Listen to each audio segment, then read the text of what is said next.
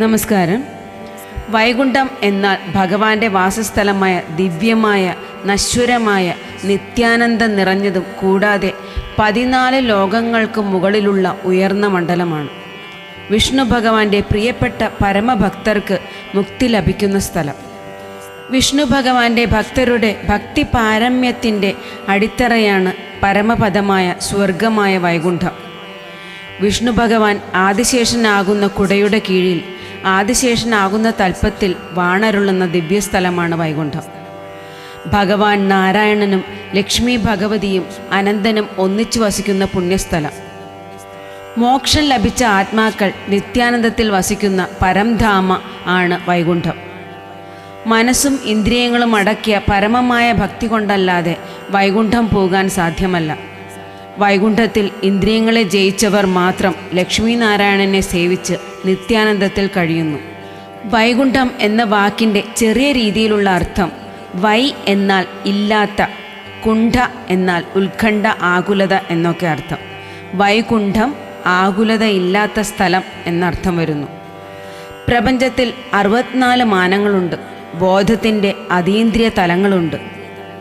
ഇന്ദ്രിയങ്ങളെ അടക്കിയ പരമഭക്തിയിലൂടെ മോക്ഷം സിദ്ധിച്ച ആത്മാവിന് മാത്രമേ എല്ലാ മാനങ്ങളെയും മറികടക്കാൻ സാധിക്കൂ.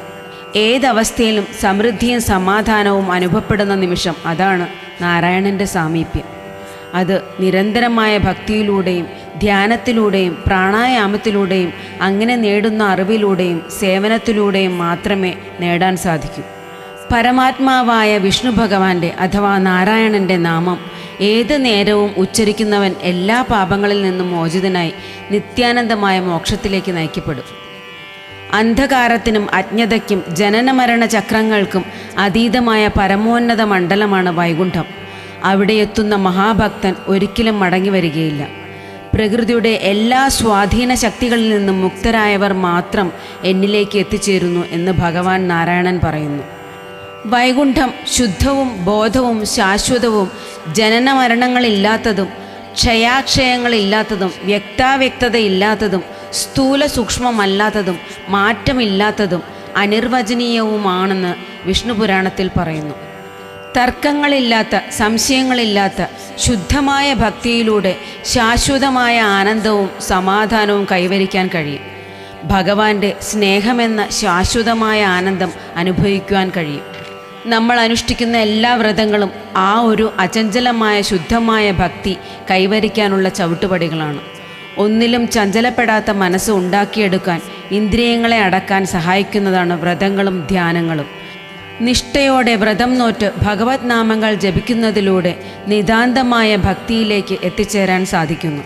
അങ്ങനെയുള്ളൊരു വ്രതമാണ് വൈകുണ്ഠ ഏകാദശി വ്രതം.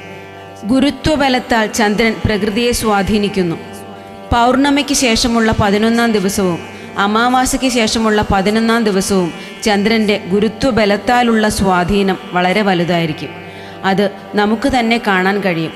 ഉയർന്ന തിരമാലകളും വേലിയേറ്റങ്ങളും അതോടൊപ്പം നമുക്ക് കാണാൻ കഴിയുന്ന കാഴ്ചയാണ്. ഈ സ്വാധീനം മനുഷ്യ ശരീരത്തിലും ഉണ്ടാവുമെന്ന് വേദങ്ങളും ശാസ്ത്രവും പറയുന്നു. ചന്ദ്രൻ്റെ വലിപ്പം കൂടുന്നതും കുറയുന്നതും അനുസരിച്ച് ഈ സ്വാധീനം മനുഷ്യാവയവങ്ങളെ ബാധിക്കുന്നു. അത് നമ്മുടെ ബ്രെയിനിനെ വരെ ശക്തമായ രീതിയിൽ ബാധിക്കുന്നു. അങ്ങനെയുള്ള സ്വാധീനങ്ങൾ നമുക്ക് വലിയ ശാരീരിക അസ്വാസ്ഥ്യങ്ങളും രോഗങ്ങളും ഉണ്ടാക്കും.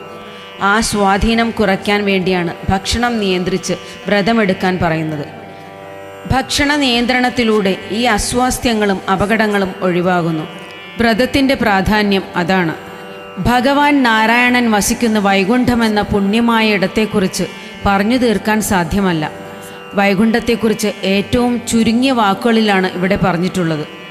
ഒരിക്കലെങ്കിലും നാരായണ, കൃഷ്ണ എന്ന് വിളിച്ചിട്ടുള്ള ഏതൊരു ഭക്തനും അത് ബോധ്യപ്പെടും.